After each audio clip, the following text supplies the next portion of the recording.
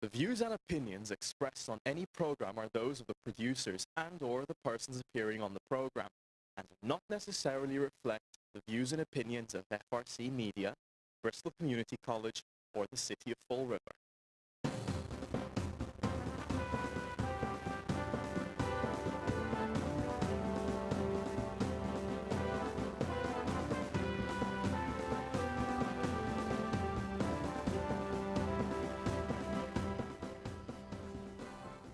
Well, hello. Welcome to Spindle City Straight Talk. I'm Chip. And I'm CJ. And it is Monday in the Riv, and boy, we got a big show today again.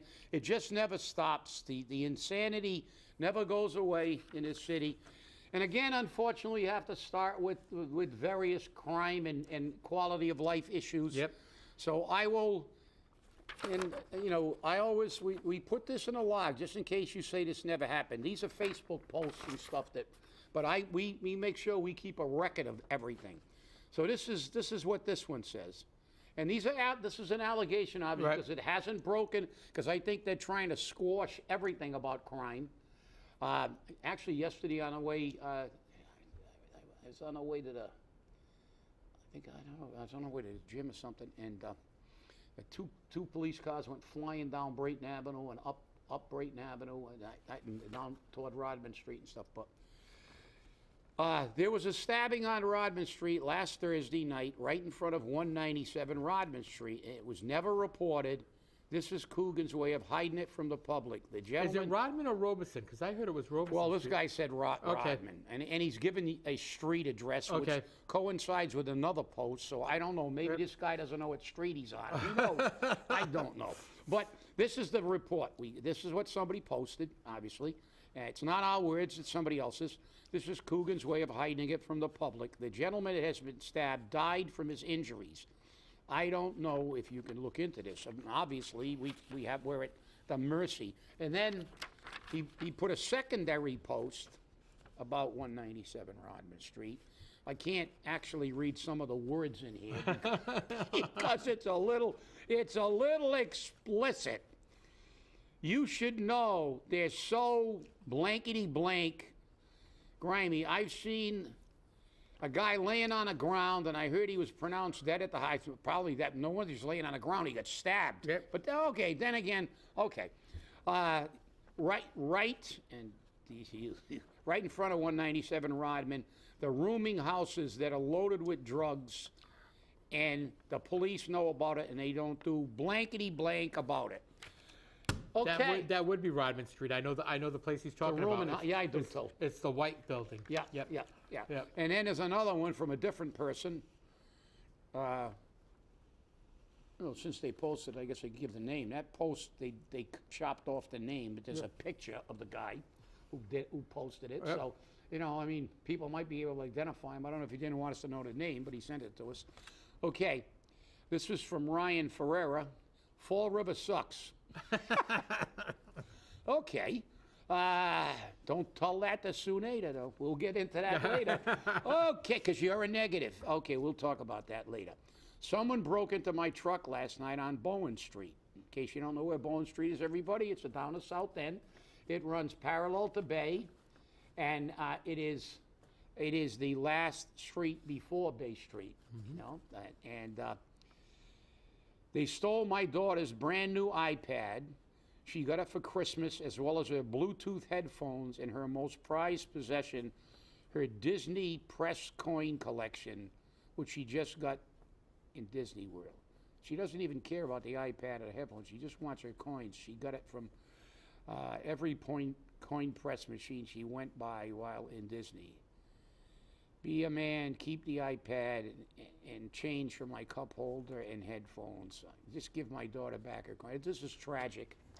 When you read stuff like this in this community, that you can't leave anything. But then again, you know, unfortunately, Ryan, you learned an unfortunate lesson that you should have learned a while ago. You don't leave anything valuable in your car.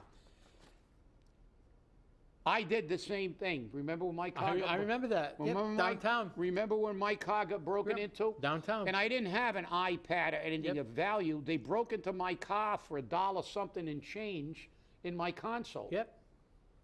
because this is what this city has degenerated into. That you can't even leave loose change. And they rifled through my car looking for something else, and there really wasn't. I don't keep anything valuable in my car. Right. Because I know better. But for a couple of some loose change, they break into you. This is just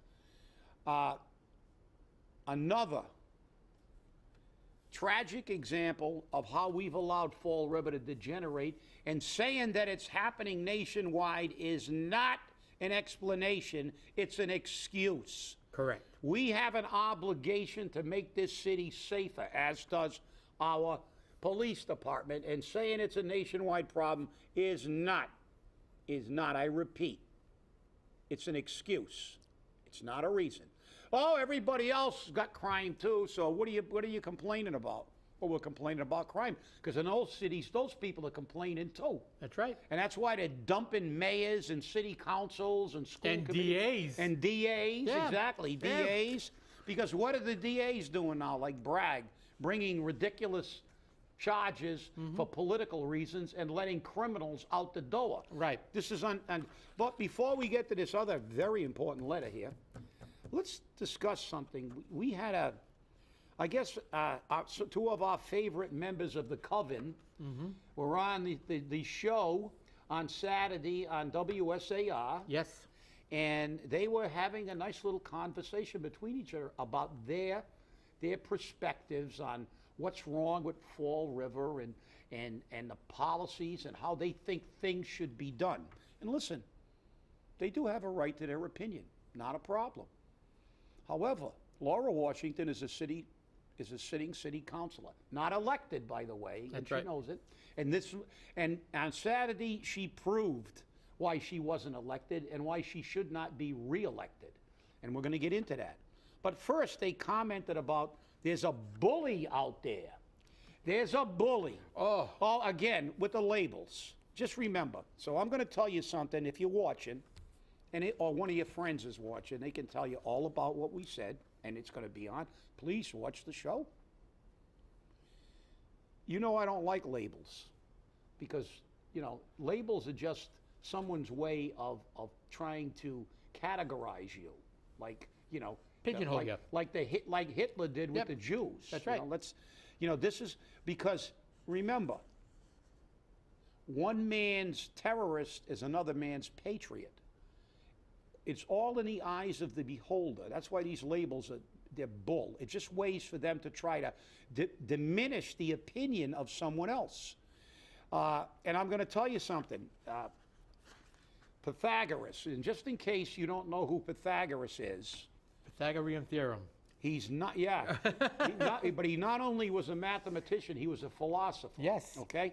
Pythagoras, and he's not the guy that owns the Greek pizza shop at the other corner. Okay? So CJ just let the cat out of the bag. Thanks, CJ. I wanted them to actually look it up, but they probably can't spell Pythagoras anyway. I was going to say. Because Pythagoras said something that was profound. He said, not only in mathematics, but in all things, man is the measure of all things. What does he mean? He means that through the eyes of man is how it's interpreted. For example, if Hitler would have won World War II, the Third Reich would have been known as the greatest empire in history, and everything he did, murdering all kinds of people, would have said that was the best thing for the civilization at the time. Because winners write history, not the people who were actually right. Because this is it. But it called somebody a bully, because whoever the bully is, and who knows, it could be anybody, it could be us, I don't know. It could be that, but they used it, I think, in a singular.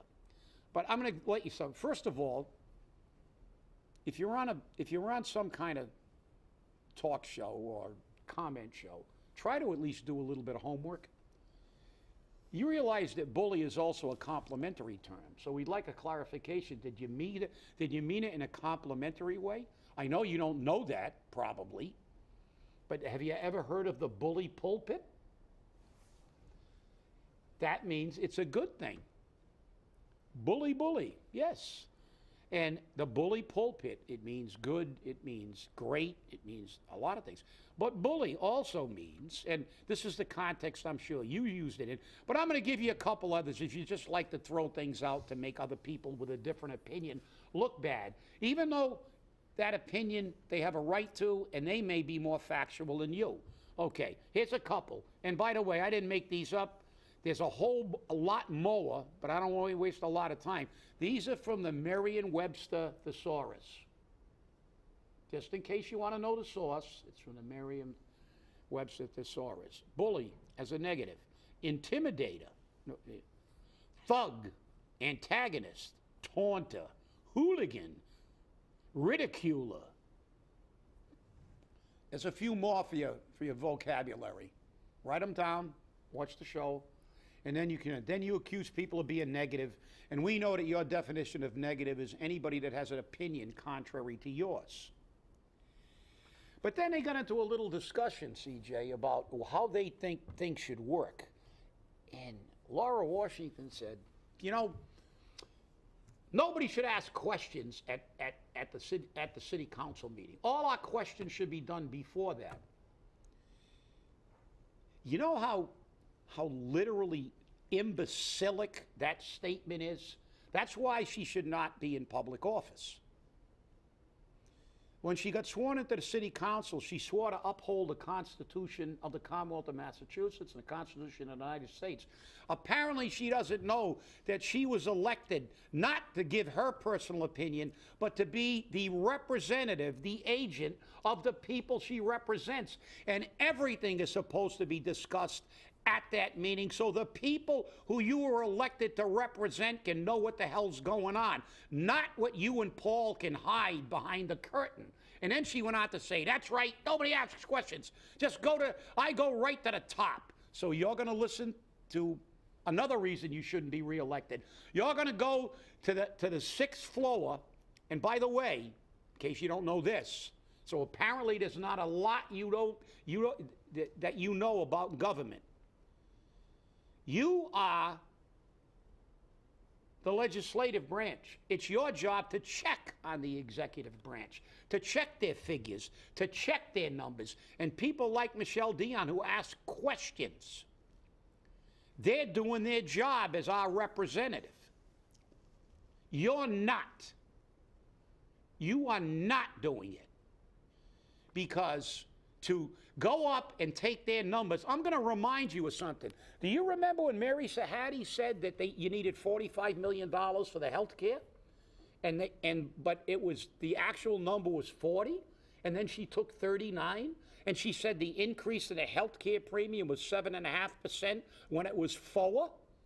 So you're going to go up to the sixth floor, and in 91 they said they were broke, and they had $2 million of our money. I can show you headlines going back 20 years. You bonehead, you pathetic excuse for a counselor.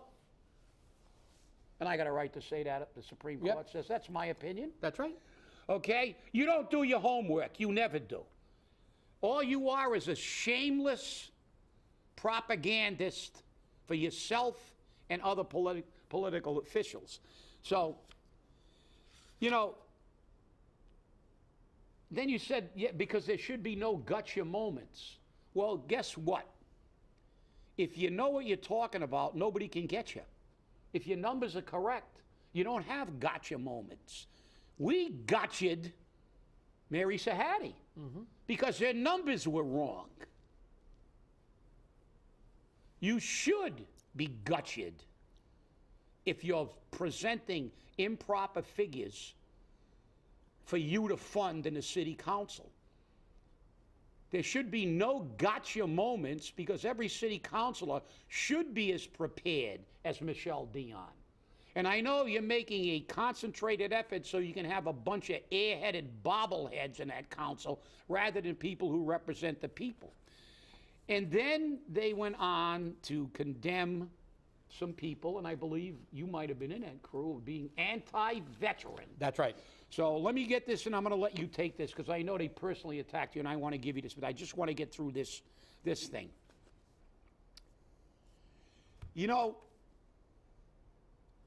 to me, and it's my opinion again, All you are is political grandstanders, shameless political ticks that use these people as props, using veterans. Isn't it ironic that the only veterans organization you're concerned with was this particular veterans organization? And we're going to show something later on in the show that proves it.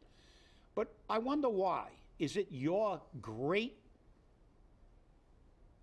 engagement with the veteran population? Is it your great commitment to veterans and our military? I don't think so. I think that Suneda, they're trying to get her into the tourism director, even though she doesn't live in Fall River. So let's get a tourism director. So they have an ulterior motive. And the people who are running that right now are very good friends with the coven. That's right. And one of the coven we're going to read a letter about very shortly. But okay, I'm going to kind of close now and let CJ take it by the horns. But you know, I know you're disingenuous when you say you care about veterans, because you know nothing about veterans organizations. And there are a whole bunch of them, and they're all worthy. I've always said anybody who puts a uniform on has my respect. But you don't know why we should honor veterans. You have no idea. No idea about the sacrifices. And I was reminded of that, the irony. That show was on March 25th. And March 25th, for you two real veterans advocates, March 25th is National Medal of Honor Day. A day set aside to honor the people who got the highest award for valor and bravery in the defense of our country. Did you know that? No. On the day that you were talking about how much you cared about veterans, you couldn't even mention that as an aside because you had no idea what day it was. And the thing that really brought this home to me was later on in that day, I watched the community that put this whole day aside for their Medal of Honor winner and honored the man from their community. And in case you don't know it, we have a Medal of Honor winner in Fall River. And I took the liberty, I know the story, but I took sort of get the other names correctly, okay? Why didn't you and Paulie Parade, the man who gave a proclamation to a Swami, okay, why didn't he know it was National Medal of Honor Day? I don't think he's a veteran. And I know he probably doesn't know this. Maybe he does. I doubt it. But we have mentioned it before on this show, because we went on Patriots and Veterans Day, we talked about this. But we have a Medal of Honor winner, Thomas Jerome Hudner. Yep. Who won the Medal of Honor. And I'm going to briefly tell you what he did, and then CJ can take the rest of the show. You know, why didn't we have an entire day dedicated to our own Medal of Honor recipient? So here are a couple of little statistics I wrote down. U.S. Navy Lieutenant Thomas Jerome Hudner. Okay? And he did ultimately end up as a captain, which is a full bird colonel in the other militaries, just one step below general. He did end his career in the Navy as a captain, but when he received the Medal of Honor, he was a lieutenant. Thomas Jerome Hudner was awarded the Medal of Honor for his actions during the Battle of the Chosin Reservoir. And for you great advocates of the veterans, the Chosin Reservoir, the frozen Chosin Reservoir it's called, was the most famous battle in the Korean War.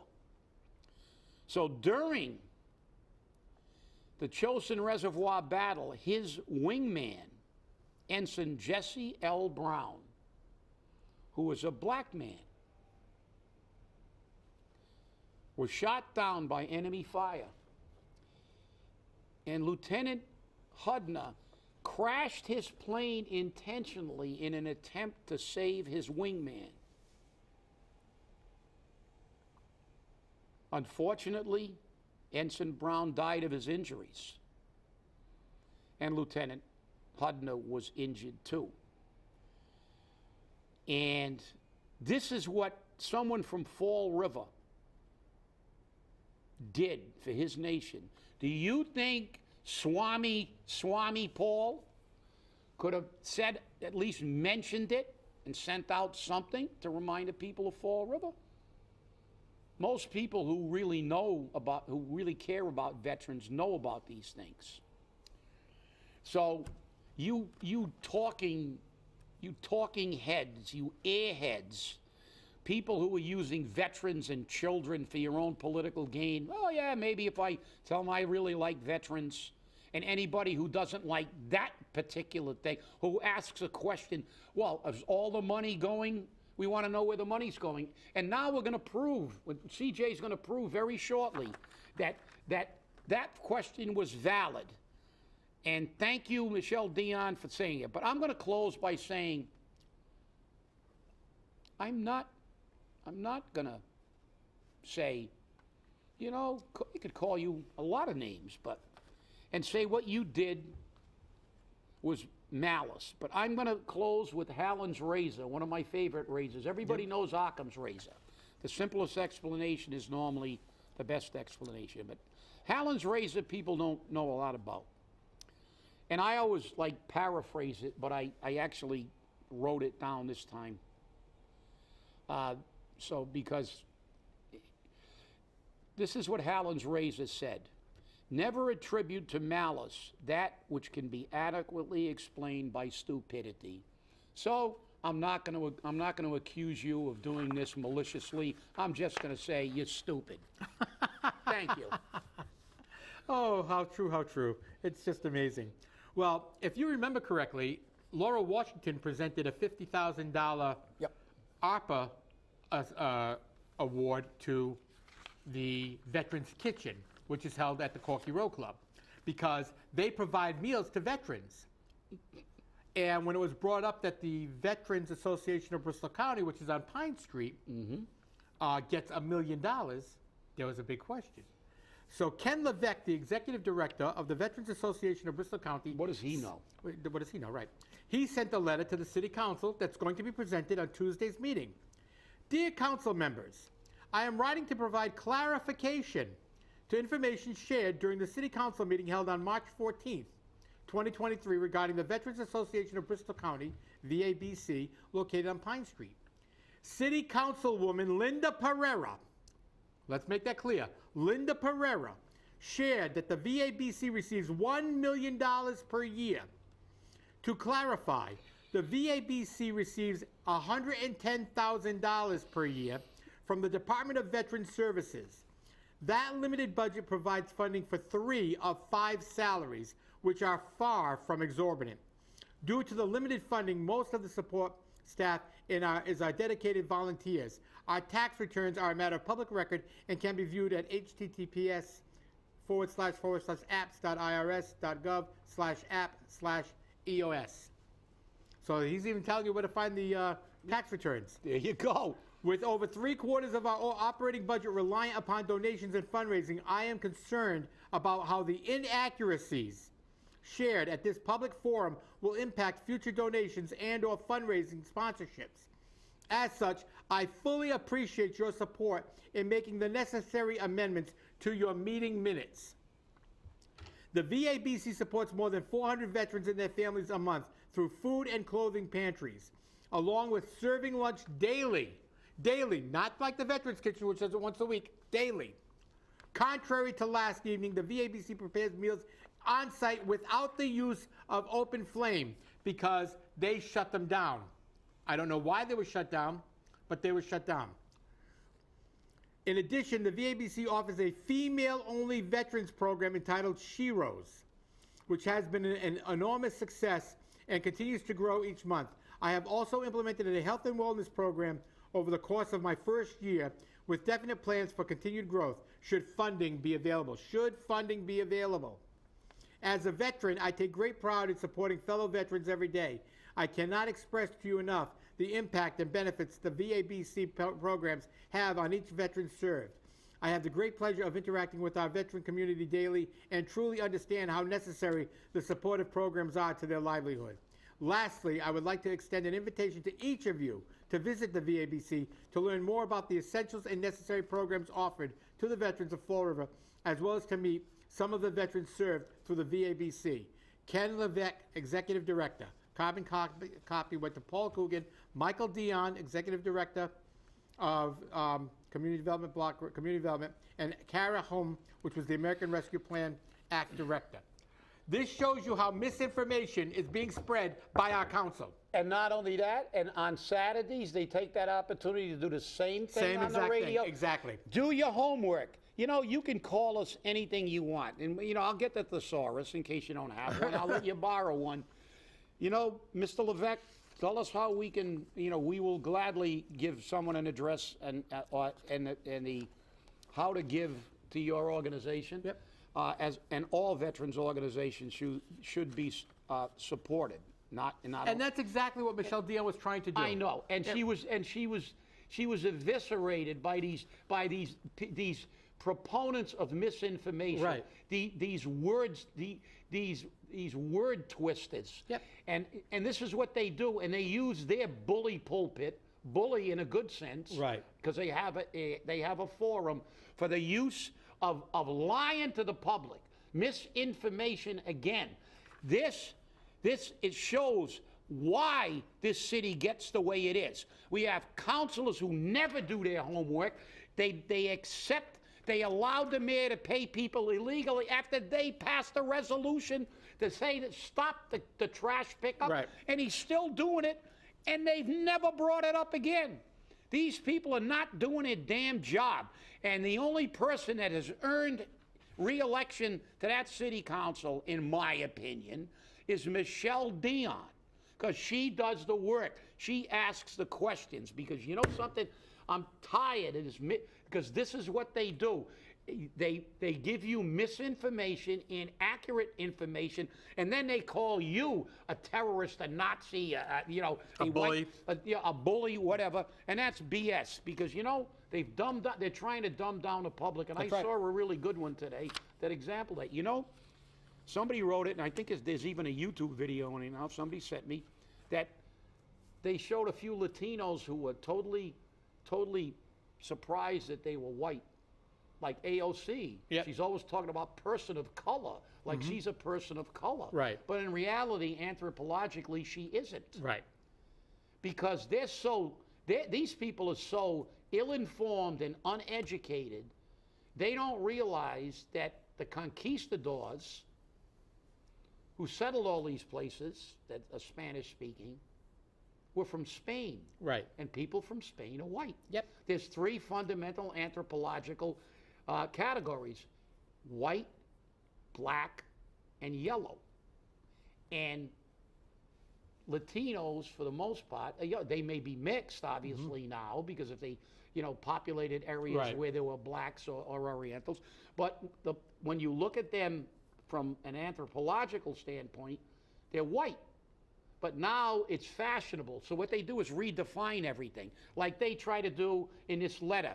So shame on you for again spouting misinformation, and shame on them. And as I said, all remember, when in doubt, always apply Hallen's razor. Don't be malicious toward them. Just acquiesce. Just accept the fact that they're stupid, and you shouldn't hold it against them. It's interesting because, as NBC says, the more you know.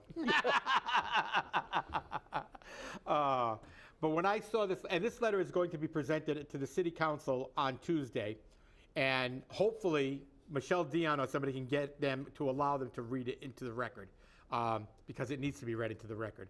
People need to know when a city councilor is misrepresenting the information. Well, I want to thank you all for watching, and remember, stay safe, stay angry, and hold your politicians accountable. We'll see you on Wednesday. And Have a great day. Support all veterans.